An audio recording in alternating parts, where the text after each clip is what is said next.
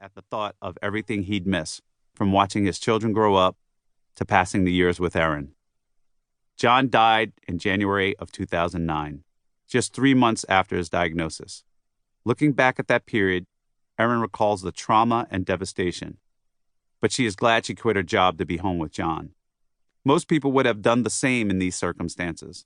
Death wakes people up, and the closer it gets, the more awake and aware we become. When the end is near, we suddenly start thinking, what the hell am I doing? Why did I wait this long? Until then, most of us go through life as if we had all the time in the world.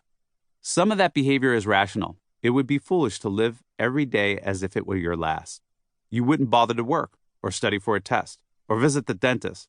So it makes sense to delay gratification to some extent, because that pays off in the long run. But the sad truth is that too many people delay gratification for too long, or indefinitely. They put off what they want to do until it's too late, saving money for experiences they will never enjoy. Living as if your life were infinite is the opposite of taking the long view. It's terribly short-sighted. Clearly, the story of Erin and John is an extreme case. Advanced clear cell sarcoma is rare, and death was staring this couple in the face much more starkly than it does for most people. Yet the challenge that their situation presented is common to everyone.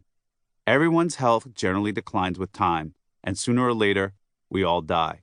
So the question we all must answer is how to make the most out of our finite time on Earth. Put that way, it sounds like a lofty philosophical question, but that's not how I see it. I'm trained as an engineer and made my fortune on the strength of my analytical skills. So I see this question as an optimization problem. How to maximize fulfillment while minimizing waste. Everyone's problem. We all face some version of this question. Of course, the dollar amounts differ from person to person, often dramatically, but the core question is the same for all of us. What's the best way to allocate our life energy before we die?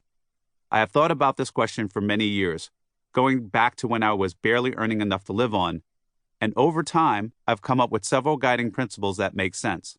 These are the ideas behind this audiobook. For example, some experiences can be enjoyed only at certain times. Most people can't go water skiing in their 90s. Another principle, although we all have at least the potential to make more money in the future, we can never go back and recapture time that is now gone. So it makes no sense to let opportunities pass us by for fear of squandering our money. Squandering our lives should be a much greater worry. I'm a big believer in these ideas, and I preach them whenever I get the chance. Whether it's a 25-year-old afraid of pursuing her dream career and instead settling for a safe but soul-crushing job, or a 60-year-old multimillionaire who keeps working long hours in order to sock away more money for retirement instead of enjoying the great wealth he's already accrued.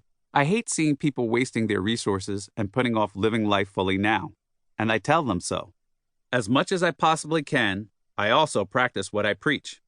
Granted, sometimes I'm like the fat football coach on the sidelines, failing to follow my own advice. But when I catch myself doing that, I make corrections, some of which you'll hear about in this audiobook. None of us are perfect, but I do my best to walk the talk. We are all alike. We are all different. Living life fully takes many forms. For example, I love to travel and I love poker. So I take lots of trips, some of them to play in poker tournaments. This means I spend a big percentage of my savings each year on travel and poker. But don't get me wrong, I'm not an advocate for everyone spending their savings on travel, let alone poker. What I am an advocate for is deciding what makes you happy and then converting your money into the experiences you choose. Those enjoyable experiences naturally vary from person to person. Some people are active and adventurous. Others prefer to stay close to home. Some get great satisfaction from splurging on themselves and their families and friends, while others prefer to spend their time and money on those less fortunate than themselves. And of course, we can enjoy a mix of experiences. As much as I love to travel, I also like to spend my time and money to advance causes I care about, from railing against bank bailouts to bringing in hurricane relief to my neighbors in the U.S. Virgin Islands. I'm certainly not trying to tell you that one set of experiences is better than another. Instead, you should choose your experiences deliberately and purposefully, rather than living life on autopilot, as too many of us do. Of course, it's more complicated than just knowing what makes you happy and spending your money on those experiences at every